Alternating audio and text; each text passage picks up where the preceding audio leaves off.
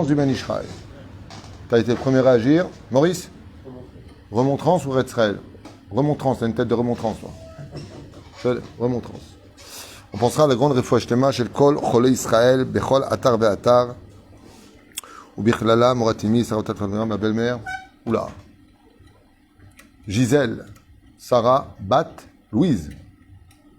Bezrat Hashem refouach shlema. Chaya Ruchama, Esther bat Rivka.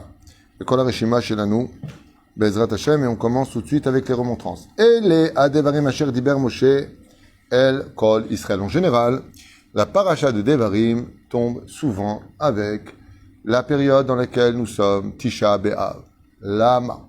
Simplement parce que dans la paracha de Devarim, les stations qui sont chouves énumérées après la paracha de Mas'é que nous venons de lire en clôturant le livre de Bamidbar, nous fait allusion à tous les péchés les plus graves. Vous avez remarqué que là-bas, on a lu 42 stations. Ici, on ne fait pas 42 stations. Moshe Rabbeinu s'efforce de rappeler uniquement les stations péjoratives, les stations où on a fauté. D'accord? Vedi Zahav. Vedi Zahav, Rashi dit, faisant allusion à la faute du veau d'or. Et les Adevarim. Voici les choses qui ont lieu ici. Alors, ce qui est très curieux, c'est que Moshe Rabbeinu, quand Dieu lui a demandé de parler aux enfants d'Israël, il a dit, Vanochi Aral Sfataim, je ne suis pas un homme de la parole. Donc, Hachem lui enjoindra à Aaron comme étant sa bouche. Comme il lui dit, tu seras pour lui un Dieu. Vélachen, il est très curieux de voir que de toute la Torah, on n'a pas trouvé un passouk venu de la bouche de Moshe plus long que celui qui est marqué ici. En général, Moshe, quand il s'adresse aux enfants d'Israël, vous avez remarqué que c'est très concis. C'est un synopsis extrêmement réduit de mots. Vaïdaber, Moshe, El, Kol, Ha'am. C'est tout. Ici, par contre, dans le verset, waouh, Moshe n'arrête pas de parler. Qu'est-ce qui s'est passé entre avant et après? La réponse est simple. Quand il s'agit de dire aux gens ce qu'ils doivent faire, alors il faut être concis. Dieu a dit de faire. Quand il s'agit de faire des remontrances, j'avais déjà donné cette magnifique image que j'aimerais reprendre, même si ça a déjà été donné, c'est pas grave, il y a peut-être des gens qui l'ont pas écouté. L'histoire de ce chassid qui part avec son ami pour faire une prise de sang. Il s'assoit donc dans la salle d'attente, et voilà son tour. Il rentre à l'intérieur, et le médecin lui demande de s'asseoir. Il demande de s'asseoir, et il le voit prendre la coudoir et le lever pour qu'il y mette son coude, afin de tendre son bras pour la piqûre. Et puis, il voit le médecin aller dans une boîte et mettre des gants. Le chassid qui l'accompagnait regarde la scène, et une fois que c'est fait, on voit qu'il va mettre son doigt pour voir où est la veine. Il va tâtonner, un peu à droite, un peu à gauche. Ensuite, il va donner un petit coup. Ensuite, il lui met un goumi, une espèce d'attache pour bloquer le sang, et il prépare minutieusement l'aiguille à infiltrer dans la veine. Donc, il vérifie bien que c'est neuf. Il lui dit, pourquoi vous prenez une neuve? Il lui dit, parce qu'il faut que ce soit stérile. Il lui dit stérile, c'est-à-dire sans microbes, sans rien. Quand on met une aiguille, quand on enfonce quelque chose, quand on pique une personne, il faut faire attention que ce soit stérile. Pour la mission pour laquelle on rentre l'aiguille, lui explique le médecin, pensant que c'est un idiot, ce rab, ce chassid. Et voilà qu'il lui demande de faire des ponctions avec sa main. Ouvre ta main, ferme ta main. Et à ce moment-là, il dit, excusez-moi, ça va un peu piquer. Il observe les choses et il lui prend du sang. Une fois que c'est fait, il prend un coton, il le regarde dans les yeux, il dit, vous inquiétez pas, là ça fait pas mal. Il lui retire l'aiguille, il lui dit, appuyez fort, il lui met un bout de sparadrap, et il lui dit, attendez quand même quelques minutes dehors pour voir si vous avez bien supporté cette prise de sang. En sortant, il lui dit, le médecin, excusez-moi si je vous ai blessé ou si je vous ai fait mal. Oui, tu serais un médecin sympathique quand même. Hein, parce que, non, c'est plutôt... Ouais. Le chassid, c'est une vraie histoire. Quand il est sorti dehors, il lui a dit, j'ai pris le plus grand cours de moralité que j'aurais pu prendre de toute ma vie. Il lui a dit, son ami, qu'est-ce que tu as pris comme cours? Il lui a dit, tu vois, quand on fait des remontrances, ça pique une personne. Mais là, j'ai vu qu'il a mis des gants. Que quand il va piquer, c'est quelque chose de stérile. C'est-à-dire, c'est pas quelque chose qui vient réveiller autre chose chez lui. C'est juste pour lui faire comprendre que là, il y a un petit problème, que le reste, ça va. Combien de précautions il a pris, combien il a bloqué, combien il s'est excusé, attention, ça va piquer. Et vous restez dehors, hein, attendez, on va voir si vous avez bien supporté l'histoire. Il lui a dit de lui, de ce médecin qui a fait cette prise de sang, j'ai appris comment on doit faire des réflexions à quelqu'un. Il faut mettre des gants, doucement, trouver les mots. Car comme il a fait lui, je dois faire maintenant, moi, quand je parle avec ma famille, quand je parle avec ma synagogue, quand je parle avec les gens, de faire particulièrement attention que sur une réflexion qui est faite, je ne dois pas faire d'amalgame, ne pas m'énerver, bien au contraire, de rassurer celui à qui je vais faire la réflexion, tout comme il t'a rassuré avant de te piquer. Parce qu'une réflexion, qu'on le veuille ou pas, ça pique la personne. Ça fait du mal. Ainsi, j'avais raconté à l'époque, et je le répète encore aujourd'hui. C'est pas grave. Maran Ben Ishraï, Zchuto yagen al kol am Israël, Morenu Harav Kadosh, Rabbi Yosef Chaim, il dit comme ça. Je ne sais pas ce qu'il dit, hein, mais il le dit. Ele adevarim asher diber Moshe el kol Israël. Maintenant, quel rapport y a-t-il entre la paracha et la période dans laquelle nous sommes? C'est que Zecharia, prophète d'Israël, d'ailleurs qui a fait beaucoup de prophéties sur la fin des temps, a été assassiné par les enfants d'Israël sur le parvis de Beth Amikdash parce qu'il leur a fait des réflexions à propos de Shabbat. Il a été assassiné sur place. Les enfants d'Israël n'ayant pas accepté les réflexions ont perdu le Beth Amikdash. La deuxième chose, c'est que le temple a été détruit à cause du Lachon Hara et du Moti Shemra et de la haine gratuite. Et pourquoi les rabbanim sont morts? Parce qu'ils n'ont pas su faire les réflexions. La reine Ele, Aleph, Lamed, He, c'est les initiales de Avak Lachon Hara, poussière de Lachon Hara. Ça veut dire qu'au lieu de faire des réflexions, eh bien, il ne cessait de mal faire les réflexions. Je vous donne un exemple, Alpi Alacha. Tu fais un chidour. Je te prends ton exemple parce que t'es, toi, pas marié. Tu fais un chidour. Et voilà que cette personne, tu te renseignes sur elle. Et moi, je sais d'elle que c'est une fille un peu frivole. Est-ce que je te le dis ou je ne te le dis pas? Alpi Alacha, il peut y avoir ce que l'on appelle Mikar Ta'out, c'est-à-dire que tu as été trompé dans ton engagement, que si tu avais su avant, tu ne te serais pas marié. Maintenant, tu viens me voir, moi, en tant que rave, pour savoir, est-ce que cette fille est bien pour toi? T'as pas envie de gâcher ton mariage? Ouais? Est-ce que j'ai le droit de te dire que cette fille, elle est un petit peu, par exemple, colérique? C'est pas de la Shonara? C'est pas du Moshi Semra? Bon, je vous donne la réponse parce que c'est pas le but de l'étude. Alpi Alacha, j'ai le devoir de te le dire, mais à une condition. C'est comme l'histoire de la piqûre. Laquelle? Si je te le dis, les Shem Toilette, c'est-à-dire, je te dis pas dire, ah, laisse tomber, mais t'as vu, c'est une folle furieuse, c'est un pitbull, cette fille. Ah, c'est pas joli, c'est pas comme ça qu'on parle. C'est pas comme ça qu'on dit les choses. On explique les choses avec objectivité. Comme une fois, j'ai eu un sudour comme ça, j'ai dit à la fille, et vous êtes nerveuse pour prévenir? Elle m'a dit, non, pas si on m'énerve pas. J'ai eu très peur. Même moi, j'ai eu peur. Le mec, j'ai dit, ouh, la rasera. Bekitsour, pourquoi je vous dis ça? On lui comprend plus tard les. Et donc, pourquoi je vous dis ça? Parce que si je viens et que je la fais à la française relou, ah, c'est une nerveuse, ça là, elle fait ce qu'elle veut, elle va te bouffer, elle va te manger. Tu sais comment il parle? Pas joli. Parler comme ça, c'est Moti Shemra, Ve'en Kapara. T'as pas le droit de parler comme ça des gens. Mais par contre, de dire, écoute, moi, je sais pas exactement qui elle est, on connaît pas bien les gens. Les gens peuvent changer. Mais de ce que j'ai déjà entendu de plusieurs personnes qui la connaissent bien, c'est une femme qui a du mal à garder son calme. Ça s'appelle douceur. Jusque-là, ça s'appelle Avak Lachonara. Mais c'est Avak Lachonara les Shem Toelet. Ça veut dire que ce que je vais dire, c'est pour construire le couple, qu'il soit au courant. À partir de quand ça devient un péché? Il en parle aux autres. Bidjuk, Chazak ou Baruch. Si cette information, maintenant, lui, la divulgue aux autres, là, il a fait un Issour Hamour de Lachonara et de Motzi Shemra. Ça dépend de la vérité ou pas, parce qu'on n'a pas mesuré la vérité des choses. Ça veut dire que le Khatan lui-même a le droit d'être au courant, de s'engager ou pas. Par exemple, la fille, elle a un trou dans la main, c'est une grande dépensière. D'accord? La personne, elle veut prendre ses renseignements. Et le cousin va lui dire, écoute, ma cousine, elle a un trou dans la main, c'est une fille qui dépense 1500 euros par mois minimum pour ses affaires personnelles, elle a l'habitude. Donc il va en parler avec elle. Mais si maintenant il dit, pourquoi t'as rompu avec elle? Il dit, parce qu'elle a un trou dans la main, ça va pas, non?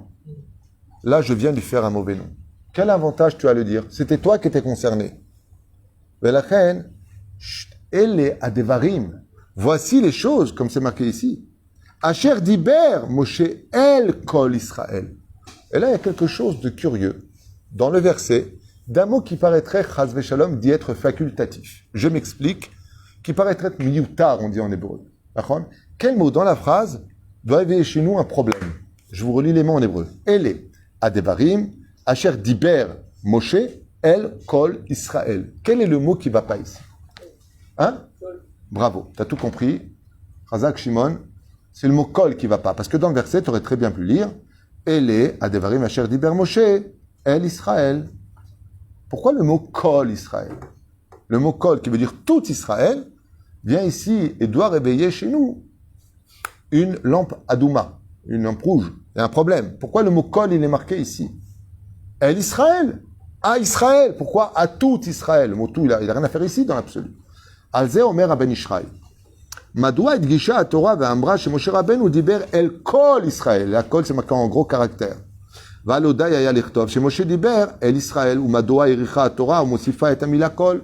Qu'est-ce que ça vient enseigner? Omer Marana ben Ishraï. Dvarim elou chez diber Moshe Rabbeinu alav shalom l'Israël ayu remuzim baem divrei tochecha. Et étant donné que Moshe Rabbeinu vient faire des remontrances pendant la période de mois de Av, justement, dans laquelle nous sommes, où on lit la paracha de Devarim, comme on va le lire dans la Haftara de Chazon Ishayahu, où là, la Torah nous met vraiment, la Haftara va nous en mettre plein la tête. J'en ai marre de votre façon de vous conduire, c'est quoi les fêtes que vous me faites, pourquoi venir à la synagogue pour vous-même, que pour parler, vous croyez que c'est un club de copains? J'en ai marre de vos Shabbats, vous passez votre temps à vous disputer au lieu de chanter en mon honneur, j'en ai marre. Eh bien, il y a des remazim qui sont faits. Et là, il y a marqué El Kol Israël, les lamdenu, que quand Moshe Rabbeinu alav shalom, qui n'avait pas l'habitude de beaucoup parler, quand il s'agit de faire des remontrances, n'hésite pas de rajouter des mots et des mots et des mots s'il le faut, pour tout faire pour que la remontrance soit faite dans de la soie et non pas dans des, dans des ronces. Fais très attention de Shenemar, Ochiach, Tochiach, Tamitcha, Velo Tissa alafchet. Ne fais pas réveiller chez lui la faute. ולכן, משה רבנו רצה שדברי התוכחה יאמרו, לא יפגעו באיש, ולא יתפרשו כזלזול באדם מסוים, car un homme n'a aucun droit, sous prétexte qu'il fait une réflexion à l'autre, de les alzel beau. Vous savez, les alzel, de le dénigrer. Tu n'as pas le droit de descendre une personne. Alors, s'il s'agit d'un étranger, d'un copain ou d'un ami, à plus forte raison, sa femme ou son mari ou ses enfants, on est bien d'accord. Vous avez compris pourquoi je dis ça? Parce qu'on se permettrait souvent de se descendre les uns les autres sous prétexte qu'on est mariés. C'est le contraire. C'est le contraire. Comme je dis souvent, qu'est-ce que tu ferais, Shimon, si tu vois un mec en train de frapper ta femme dehors? Tu l'attrapes et... Hein? Tu t'occupes de lui. Bon, Laurent, qu'est-ce que tu ferais, toi? Tu le défonces? Tu le butes. Voilà, ça au moins c'est clair. Qu'est-ce que tu ferais? Maurice, il l'aiderait. Toi, hein? Tu le décarcasses. Dépecer. Vous êtes violents, les mecs. Hein? Et si en le retournant, c'est toi-même? On ne tolère pas qu'une personne parle mal à notre femme. On ne tolérerait pas qu'une personne blesse notre femme, mais nous, on se le permet. C'est débile. D'où l'image. Hey, qu'est-ce que tu touches ma femme, toi? Et en retournant, c'est toi-même. Alors, qu'est-ce que tu te ferais? Problème. Et c'est pareil pour une femme vis-à-vis d'un homme. Hein. Une femme qui descend son mari, ou qui l'humilie, ou qui lui dit, de toute façon, t'es un ceci ou un cela. Shem Shmo Virachem. Shem Shmo Virachem. C'est dommage qu'on en soit là. Il n'y a pas besoin d'ennemis aujourd'hui pour nous pourrir la vie. On le fait super bien. Il y a encore une information que j'ai vue avant de venir. Le gouvernement israélien va faire passer 600 millions de shekels, donc c'est important que tout le monde le sache, 600 millions de shekels à l'autorité palestinienne, tellement on a d'argent dans les caisses. J'aimerais bien que pour les prochaines élections, le social se réveille pour les juifs en Israël qui sont en train de galérer, et que s'il y a tellement d'argent à donner, eh bien qu'ils en donnent aussi pour les juifs. Hein, pourquoi pas? Parce qu'il paraît c'est un pays de juifs. Tov, c'est Roger Giquel pour les informations du point. Non mais c'est un journal, c'est pas moi. 600 shekels du Massach Nassa vont être versés en trésorerie aux Palestiniens. Donc juste comme ça, s'il y a des non-juifs qui nous écoutent, les pauvres Palestiniens, vous vous rendez compte qu'on leur a donné 63 milliards de shekels, plus 200 millions de shekels pour les industries arabes dans le pays, plus 40 millions de shekels pour les villages arabes, ensuite 4 hôpitaux qui vont être reconstruits pour eux sur le territoire arabe, et encore ce matin, 600 millions de shekels versés à l'autorité palestinienne. Donc, à part l'ONU, à part les États-Unis et les Émirats arabes. Mais où va cette oseille, hein? C'est un apartheid de luxe. Non, mais c'est quand même fou. Oui, c'est incroyable, c'est le cas de le dire. Mais par contre, il n'y a toujours pas de... Moi, j'ai mon beau-frère qui est malade, il a pas de sécurité sociale, et il doit travailler malade. Là, pour nous, il n'y a pas. Voilà.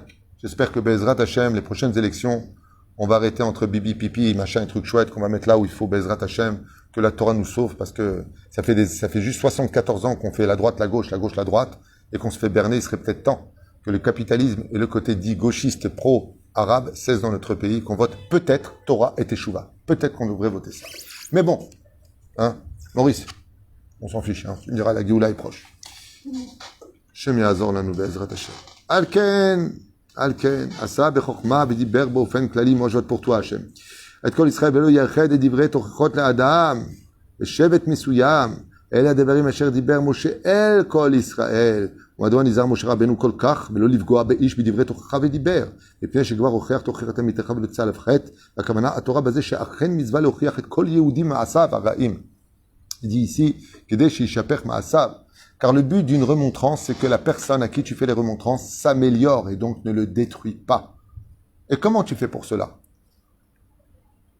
El Kol Israël. Quand tu t'adresses de façon générale et que tu ne fixes personne, tu as le droit de parler durement. Mais malgré tout, avec des allusions. Mais quand tu prends une personne de côté et que tu veux lui faire une réflexion, par contre, tu dois trouver les mots les plus doux. Et comme disait le Rav Ben Sona Bashaoul ou le Rav Eliashiv, le Rav Yorbach, tous les Gdolim, ils disent, quand tu fais une réflexion, il faut qu'elle soit noyée dans un océan de compliments. Et vous verrez que, des fois c'est compliqué, quand quelqu'un te fait des compliments, t'attends la chute. Ouais. Et à la fin, il y a toujours le mot « mais ». Et là, tu dis, excuse-moi, mon matin, je suis pressé. אך מנגד התורה ומצוות מזהירה שנעשה זה בצורה נכונה כדי שיתחשב דבר לעוון חטא. Car il n'y a pas pire au monde que de blesser quelqu'un sous prétexte qu'on veut l'améliorer. כי אם האדם יפגע מפני שיחשוב הדברים בכוונה אליו באופן אישי, הרי שהנזק יהיה גדול מהתועלת. Car quand une personne se vexe ou se braque d'une réflexion qui lui est faite, non seulement il ne s'améliorera pas, mais il va empirer son état spirituel ou son état de midot. Shelo zo matara vatochacha. Et vient cette paracha, Elea Devarim, combien Moshe qui était bègue, il s'est efforcé, même si Dieu l'a guéri, de prendre le temps de trouver les mots pour que cela puisse pénétrer le cœur de l'homme avec le sourire et non en le perdant. Kamatara amitit i le karev et adam el bor'e, velo l'archiko velazot lachen izar Moshe Rabbeinu, itocha le Israël ambram betsura neima, nechona ve'akol beremez. Tout ça avec des allusions qui sont faites. S'ils ont compris, ils ont compris. S'ils n'ont pas compris, ils n'ont pas compris. Et qu'est-ce qu'il leur a dit? Regardez combien de miracles Dieu il a fait ici. Combien il vous a pardonné là-bas. Il a pardonné. Donc ça rappelle, mais pourquoi il nous a pardonné? Ah oui, parce qu'on s'était plaint. Ah oui, parce qu'on a été ingrat. Ah oui, c'est toi qui réveilles, en fin de compte, ta propre réflexion. Et on se rend compte du longanime, de l'extraordinaire patience et l'amour que Dieu porte à son peuple, le peuple d'Israël. Et donc, c'est donc pour nous, aujourd'hui, à la veille de Tisha B'Av, au lieu de nous haïr et de parler du Lachon Hara, ou pire encore du Havak Lachon Hara de façon très minutieuse, très maligne, en disant, je sais pas, c'est pas vraiment ce que j'ai dit, eh bien, on nous dit, sache une chose, il y a mieux à faire que de haïr. Trouve les mots, tout simplement pour que la situation s'améliore entre nous, au lieu de constamment critiquer, juger et condamner. Zeperouch Adavar. Karmevi Be'ezrat Hashem, Rabbi Yosef Chaim, Aben Ishraï, Akadosh, pour ce shiur qui a été acheté, Chaim Tovim ou Shalom, pour l'élévation de l'âme de Meir Machlouf Ben Saouda et Chayalea Bat Simcha Roa Hashem Tenachenam Began Eden Elion. Et merci de nous suivre, de partager, que Dieu vous bénisse sur tous vos chemins. Et dès qu'il y en a un qui gagne le loto, pensez au Binyan. On est en train de construire, ça avance très très vite. On est avec la mairie aujourd'hui, ça avance, mais le problème qu'il y a, c'est que le premier chèque est de 10 millions pour le squelette. Donc on est encore loin du compte. Il va falloir que tu reprennes un peu le téléphone chez moi. Maurice, il faut bosser un peu là. Bracha v'atzlacha vous tous, kol tov.